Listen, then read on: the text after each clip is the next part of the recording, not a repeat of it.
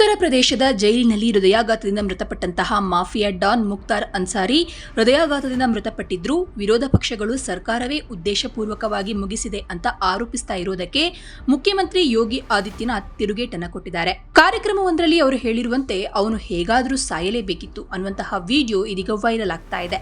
ದರೋಡೆಕೋರನ ಸಾವಿಗೆ ಹೃದಯಾಘಾತ ಕಾರಣ ಅಂತ ವೈದ್ಯಕೀಯ ವರದಿಗಳು ಹೇಳಿವೆ. ಆದರೆ ವಿರೋಧ ಪಕ್ಷಗಳು ಅವನ ಸಾವಿನಲ್ಲೂ ರಾಜಕೀಯ ಮಾಡಲು ಹೊರಟಿವೆ ಅಂತ ಹೇಳಿದ್ರು.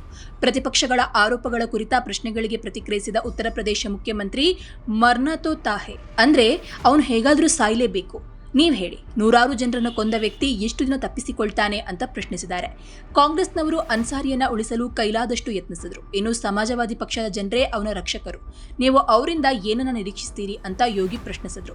ಇನ್ನು ಶ್ರೀರಾಮ ಭಕ್ತ ಮತ್ತು ಉತ್ತರ ಪ್ರದೇಶದ ಮಾಜಿ ಮುಖ್ಯಮಂತ್ರಿ ಕಲ್ಯಾಣ್ ಸಿಂಗ್ ನಿಧನರಾದಾಗ ಸಮಾಜವಾದಿ ಪಕ್ಷವಾಗ್ಲಿ ಅಥವಾ ಕಾಂಗ್ರೆಸ್ ನಾಯಕರಾಗ್ಲಿ ಸಂತಾಪವನ್ನ ಸೂಚಿಸಲಿಲ್ಲ. ಆದರೆ ಮಾಫಿಯಾಗಳ ವಿರುದ್ಧ ಮೊಸಳೆ ಕಣ್ಣೀರು ಸುರಿಸಿದ್ರು. ಇದೇ ಪ್ರತಿಪಕ್ಷಗಳು ಮತ್ತು ಬಿಜೆಪಿ ನಡುವೆ ಇರುವ ವ್ಯತ್ಯಾಸವಾಗಿದೆ ಅಂತ ಆದಿತ್ಯನಾಥ್ ಹೇಳಿದ್ರು.